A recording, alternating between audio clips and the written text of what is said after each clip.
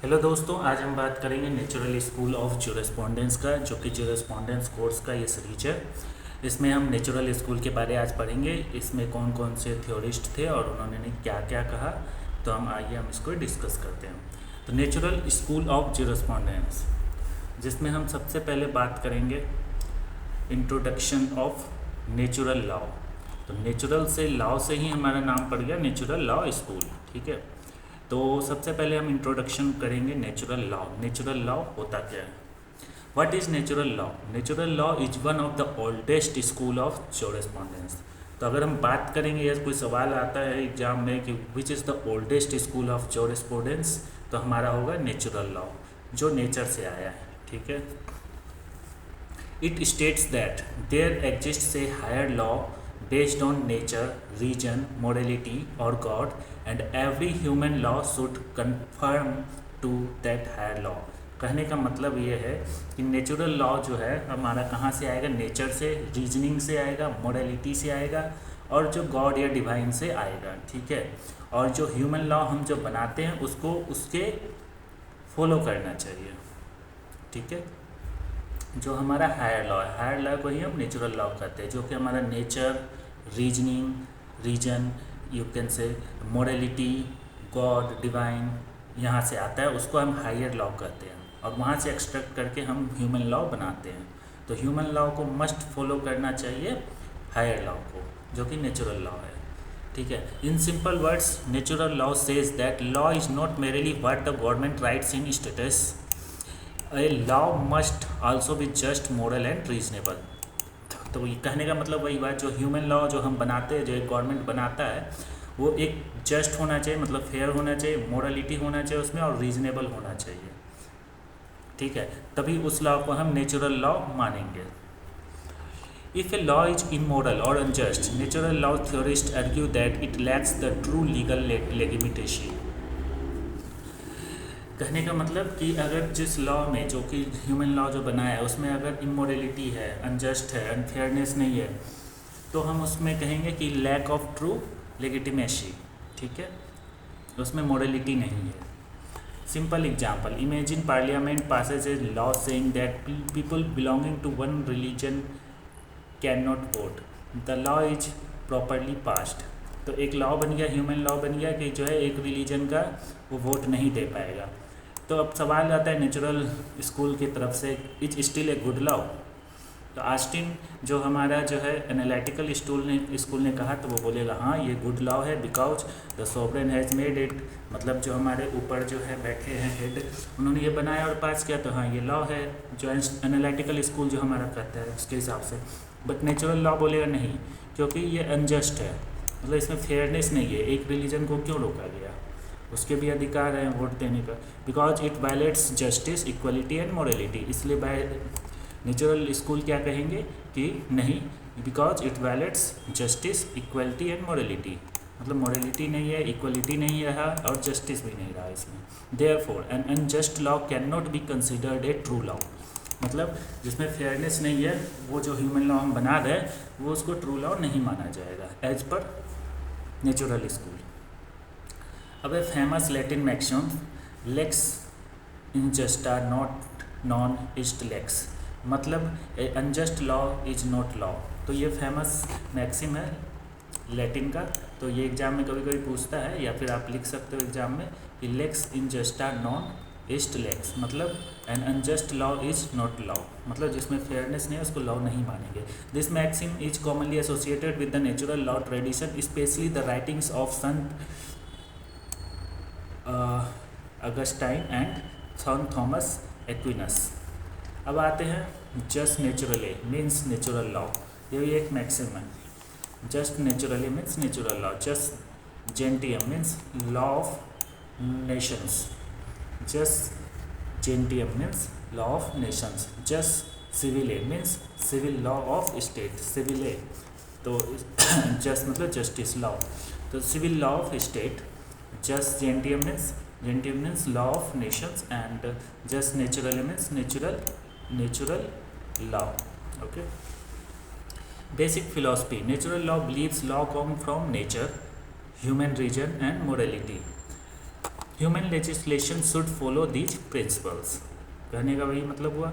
Main characteristics है universal, natural law applies everywhere, मतलब सारे देश मतलब पूरे पृथ्वी पे होगा। Example, murder is wrong, justice is good, truth should prevail, these ideals are universal. Eternal, natural law does not change with governments, government change, constitution change, kings change, but justice remains same. तो वही बात हुआ कि पूरे पृथ्वी पर same होना चाहिए ये इटर्नलिटी, मोरलिटी। उससे कोई मतलब नहीं कि गवर्नमेंट चेंज हो रहा है, कॉन्स्टिट्यूशन चेंज हो रहा है, किंग्स चेंज हो रहा है। Moral, law and moral can not be separated, जबकि जो है आइंस्टीन जो एनालिटिकल स्कूल में कहा था कि लॉ एंड मोरलिटी सेपरेट है। Superior, natural law is higher than state law, मतलब जो एक स्टेट मतलब एक कंट्री का जो भी हम रीजन का या जो भी है जो लॉ होता है वो नेचुरल लॉ से नीचे होगा, नेचुरल लॉ हमेशा सुपेरियर होगा। Discoverable by reason, natural law is discovered through reason, not invented by legislators. मतलब लेजिस्लेटर्स जो है ह्यूमन लॉ बनाएंगे बट नेचुरल लॉ नहीं, नेचुरल लॉ जो है रीजनिंग के थ्रू डिस्कवर किया गया है। जैसे मर्डर गलत है तो वो गलत है, मोरलिटी, रीजनिंग। मॉड्यूल 2, इसमें हम बात करेंगे historical development of natural law.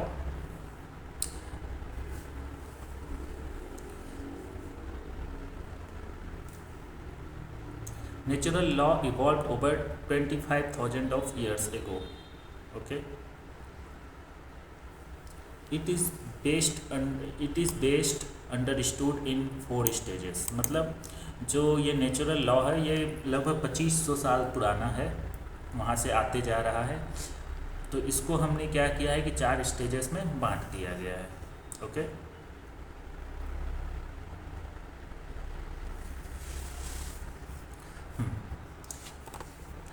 Stage 1 हमारा है ancient law.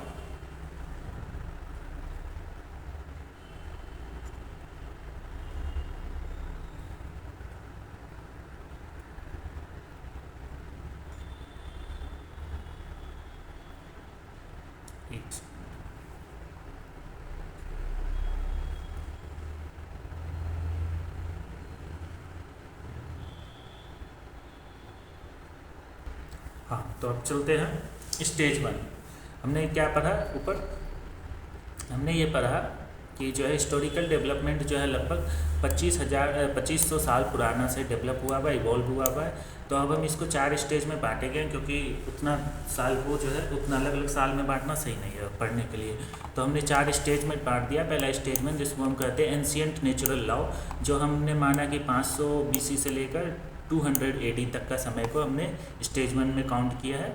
This period led the philosophical foundations of natural law. ठीक है, इस पीरियड में क्या हुआ, फिलोसफिकल फाउंडेशन हुआ ऑफ नेचुरल लॉ का। फिर हमारा आता है सोक्रेट्स, जो कि 470 से लेकर 399 BC। कंट्रीब्यूशन क्या था, ही believed truth and justice exist independently of rulers. मतलब ट्रूथ और जस्टिस जो है रूलर्स के इंडिपेंडेंट हो गए। सेम वही हुआ कि जो है गवर्नमेंट शुड ऑबे मोरलिटी, मतलब गवर्नमेंट ऐसा कुछ नहीं बनाएंगे रूल जो इसमें जो है जस्टिस और ट्रूथ नहीं हो, तो गवर्नमेंट को जो है मोरलिटी फॉलो करना है। Contribution started moral philosophy, believed reason discovers truth and opposed unjust authority. अब आते हैं थर्ड, प्लाटो जो हमारा थ्योरिस्ट थे, वो उन्होंने कहा फेमस बुक बनाया जिसने लिखा था Republic. Justice is the highest ideal, justice is the highest ideal. ठीक है, law should reflect justice and the ruler should be A philosopher because only wise persons understand justice. ठीक है, मतलब रूलर को जो है एक फिलोसफर होना चाहिए because wise persons understand justice. तो जस्टिस को इसने हाईएस्ट आइडियल मांगा, ये अपनी किस किताब में, द रिपब्लिक में, जो प्लेटो हमारा एक थिंकर है। ठीक है, नेचुरल लॉ स्कूल का थिंकर है। एरिस्टोटल ये कब से कब तक थे, 384 से 322 BC, often called father of political science. तो फादर ऑफ पॉलिटिकल साइंस अगर पूछा जाएगा तो एरिस्टोटल। ठीक है, इनके फेमस बुक्स हैं पॉलिटिक्स एंड निकोमास एंड इथिक्स। ठीक है, कंट्रीब्यूट क्या किया, Aristotle distinguish natural justice and conventional justice, इन्होंने दो टर्म लाया, natural justice and conventional justice. Natural justice exist everywhere, ठीक है, while conventional justice depends on the local law. मतलब ये तो नेचुरल है जो कि ग्लोबली फॉलो होगा, बट ये कन्वेंशनल लॉ क्या है कि वहाँ के लोकल सोसाइटी के बेस्ड पे होगा। This distinction become a corner stone of later natural law thinking, यहाँ से बदलाव हुए सोचने का तरीका। अब आते हैं स्टोइक फिलोसफर्स, एग्जाम्पल जेनो और क्रेसिपस। कॉन्ट्रीब्यूशन क्या था इन लोगों का? The universe is God by the reason, all humans are equal, law should follow universal reason. Same वही चीज़ बात बोल रहे हैं। सीयर्सरो रोमन फिलोसफर थे, इनका फेमस बुक था de legibus on the laws. Famous quote था true law is right reason in agreement with nature. मतलब ट्रू लॉ जो है राइट रीजन होगा in agreement with the nature. Contribution क्या था? Connected Greek philosophy with Roman law, Greek philosophy और Roman law को connect किया था। लॉ इज यूनिवर्सल इन्होंने कहा था। Unjust laws should not bind citizens. अब आते हैं स्टेज 2 जो कि हमारा मेडिएवल नेचुरल लॉ है, ठीक है। टाइम कब से? 500 से लेकर 1500 AD तक। Natural law become closely associated with Christian theology. Saint Augustine 354 से लेकर 430 AD, famous book the city of God. Contribution an unjust law is not truly law because the true law reflects divine justice. An unjust law is not truly law, सबने यही कहा है, because true law reflects divine justice. Divine justice God के बारे में बोल रहा है कि गॉड का जस्टिस जो है वो रिफ्लेक्ट करता है ट्रू लॉ में, जबकि एक अनजस्ट लॉ में वो नहीं होता है। अब आते हैं संत थॉमस एक्विनस, ये बड़े फेमस है, ये 1225 से लेकर 1274 तक थे। इन्होंने क्या कहा? इनको हम father of classical natural law कहते हैं, the greatest natural law philosopher थे ये। इनके फेमस बुक थे Summa Theologiae. Aquinas have defined 4 types of law. Eternal law, God's plan for universe, जिसको हम इटर्नल लॉ कहते हैं, सबसे ऊपर इटर्नल लॉ होगा। Natural law, part of eternal law understood by human reason, जो ह्यूमन रीजन मतलब ह्यूमन अपना सेंस से जो लॉ समझ पा रहे हैं उसको हम नेचुरल लॉ कहते हैं। और इटर्नल लॉ ब्रह्मांड का है जो गॉड्स प्लान है। Divine law, law revealed through scripture, इसको हम डिवाइन लॉ कहेंगे। Human law, law made by governments, इसको हम ह्यूमन लॉ कहेंगे। Law revealed through scripture, divine law. Natural law क्या हुआ? Part of eternal law understood by human reason. Eternal law क्या हुआ? God's plan for the universe. अब ये relationship कैसे है? गॉड ने इटर्नल लॉ लाया, इटर्नल लॉ ने नेचुरल लॉ लाया, नेचुरल लॉ ने ना ह्यूमन लॉ लाया, ठीक है। If human law contradicts natural law it become unjust. मतलब ह्यूमन लॉ जो हम बनाए अगर वो नेचुरल लॉ फॉलो नहीं कर रहा है तो वो अनजस्ट है और उसको हम लॉ ट्रू लॉ नहीं कहेंगे। First principle, God good should be done, evil should be avoided. मतलब गुड शुड बी डन, अच्छा चीज़ होना चाहिए, और इविल शुड बी अवॉइड होना चाहिए। Everything else follows this principle. Stage 3 है जो हमारा था वो है renaissance and enlightenment. Religion become less dominant and reason become more important. Second stage में क्या था कि रिलीजन क्रिश्चियनिटी ज़्यादा उभर के आया और वो रिलीजन फोकस्ड हो गया। थर्ड स्टेज में क्या हुआ? रिलीजन लेस डोमिनेंट हो गया और रीजनिंग मोर इम्पोर्टेंट हो गया, जिसमें आया ह्यूगो ग्रोटियस 1583 से 1645, known as the father of international law. तो फादर ऑफ इंटरनेशनल लॉ बोलेंगे तो ह्यूगो ग्रोटियस, ठीक है। जिसके फेमस बुक थे de jure belli ac pacis on the law of war and peace. ठीक, कॉन्ट्रीब्यूशन क्या था इनका? Natural law exist even without defined revelation and forms the basis of international law. John Locke क्या थे? इनके famous book थे two treatises of government. Contribution इनका क्या थे? Life, liberty and property. तो इन्होंने कुछ नया लाया कि लाइफ, लिबर्टी एंड प्रॉपर्टी, इस पर ध्यान देना है। So government exist to protect these rights. मतलब उन्होंने एक नेचुरल राइट्स लाया, ये चीज़ नया इन्होंने इंट्रोड्यूस किया कि एक नेचुरल राइट्स होना चाहिए लोगों के पास, लाइफ, लिबर्टी एंड प्रॉपर्टी का। ये भी एक थिंकर थे, रॉसियर। फेमस बुक इनका है द सोशल कॉन्ट्रैक्ट। कॉन्ट्रीब्यूशन क्या है, government drives authority from the consent of the people. अब आते हैं स्टेज 4 जो कि मॉडर्न, सबसे मॉडर्न होगा natural law. Natural law declined during the rise of the legal positives in the 19th century but revived after the World War II, particularly because of the debates among human rights and just state laws. Contemporary scholars such as John Finnish have developed modern natural law theories. Okay तो module 3 है essential principles. Natural law believes law must be moral, law should protect human dignity, justice is the ultimate goal, human rights exist before government, governments can not legitimately destroy fundamental rights. तो यहीं से fundamental rights का concept आया था जिसमें life, liberty, property ये था। अब मॉड्यूल 4 है contributions of natural law. Natural law has influenced human rights, constitutionalism, rule of law, international law, due process, equality, fundamental rights, judicial review. Many constitutional democracies, including India, reflect these values in principles such as equality, dignity, liberty, fairness. Although Indian law is not based exclusively on natural law. कहने का मतलब Indian law fully जो है natural law पे नहीं है, फिर भी ये बात करता है फेयरनेस, लिबर्टी, डिग्निटी, इक्वलिटी और सब चीज़ों पे। अब आते हैं क्रिटिसिज्म। जॉन ऑस्टिन ने क्या कहा था, लॉ कम्स फ्रॉम द सॉवरेन्स, जबकि हम लोग कह रहे हैं कि लॉ जो है डिवाइन से आया है। Morality and law are different, जबकि हम ये बोल रहे हैं नेचुरल लॉ में कि मोरलिटी होना ही चाहिए। ठीक है, बेंथम ने क्या कहा था, natural rights are nonsense upon stilts. He argued that the right comes from the legislation rather than nature. ठीक है, इन्होंने बोला कि लेजिस्लेशन से आएगा ना कि जो है नेचर से आएगा। केल्सन ने कहा था law should be studies scientifically, morality should remain separate. मतलब लॉ को साइंटिफिकली पढ़ो लेकिन मोरलिटी को सेपरेट रखो वहाँ से। रियलिस्ट क्या है, court apply status and presidents, moral philosophy alone can not predict judicial decision. मतलब मोरल फिलोसफी के बिहाफ पे हम अकेले जो है जुडिशियल डिसीजन नहीं ले सकते हैं, उन्हें ये कहा। अब आते हैं difference between the natural law and analytical school. Natural law कहता है लॉ प्लस मोरलिटी होना चाहिए, लॉ में मोरलिटी होना चाहिए, जबकि जो एनालिटिक बोलता है लॉ और मोरलिटी दोनों सेपरेट है। अब नेचुरल लॉ में जस्टिस इसेंशियल्स होता है, मतलब फेयरनेस होना ही चाहिए, जबकि सॉवरेन में कमांड ने कह दिया भले वो जस्ट हो अनजस्ट हो वो फर्क नहीं पड़ता। अब इधर नेचुरल लॉ में क्या, unjust law lakhs true legitimacy, whereas analytical law क्या है कि अगर अनजस्ट लॉ को अगर किसी कमांड ने दे दिया, सॉवरेन ने कमांड दे दिया तो वो वैलिड है। अब इसमें क्या है, नेचुरल लॉ में nature and reasons are source, कहाँ से आया तो नेचर और रीजन से, जबकि जो एनालिटिकल स्कूल के हिसाब से लॉ कहाँ से आया है, जो हमारा लेजिस्लेटिव बना रहा है मतलब सॉवरेन से आ रहा है, स्टेट से आ रहा है।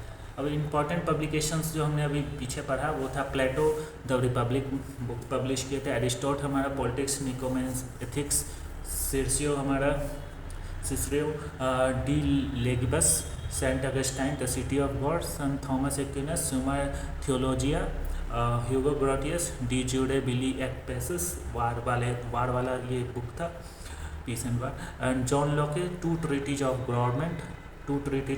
लॉक ने ही हमें कहा था लाइफ, लिबर्टी और प्रॉपर्टी का कॉन्सेप्ट लाया था।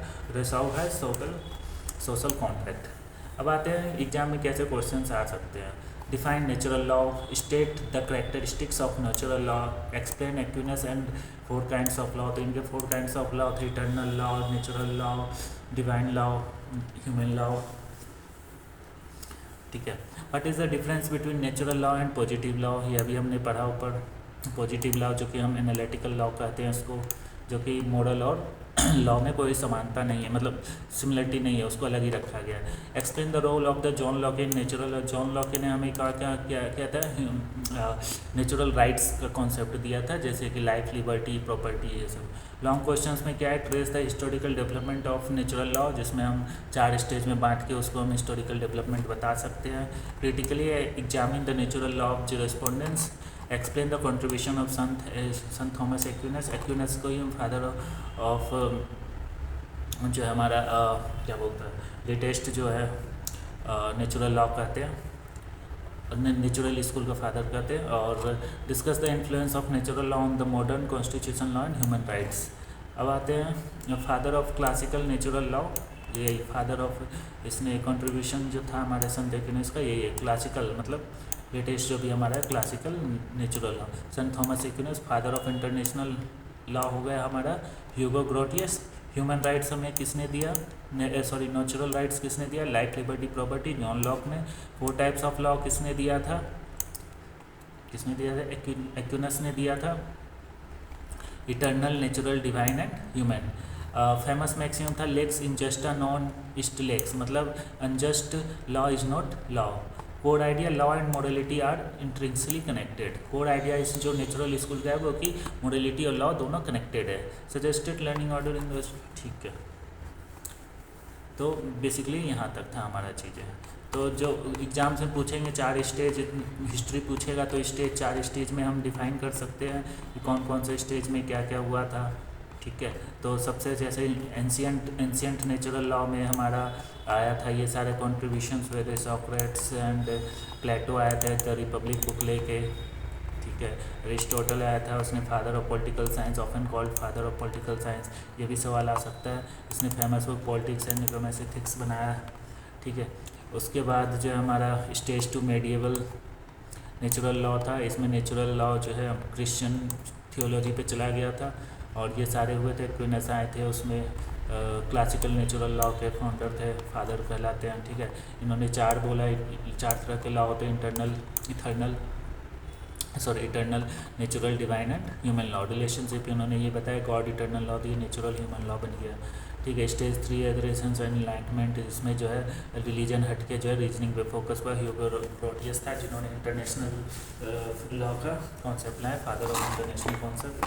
पीस एंड वार पे इन्होंने बुक लिखा था, war and peace on the law of war पे। जॉन लॉक के जो थे, जो उन्होंने 2 ट्रीटीज ऑफ गवर्नमेंट बुक लिखा और उनके जो कंट्रीब्यूशन थे life liberty property natural rights के बारे बताएं। ठीक है, स्टेज 4 था modern natural law. Modern natural law में जो हमारा सारा जो है 19th सेंचुरी के बाद हुआ था, जिसमें ह्यूमन राइट्स और ये सब अनजस्ट स्टेट का बात हुआ था।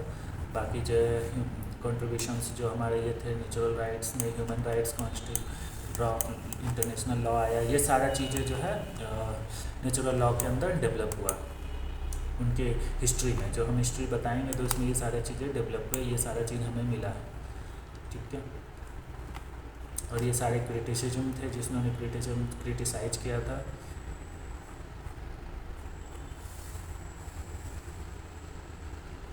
ठीक है, तो इस वीडियो में बस इतना ही, और नेक्स्ट वीडियो में हम बात करेंगे और नेक्स्ट स्कूल का डिस्कस करेंगे। तो वीडियो को लाइक कर दीजिए, सब्सक्राइब कर दीजिए। मिलते हैं नेक्स्ट वीडियो में।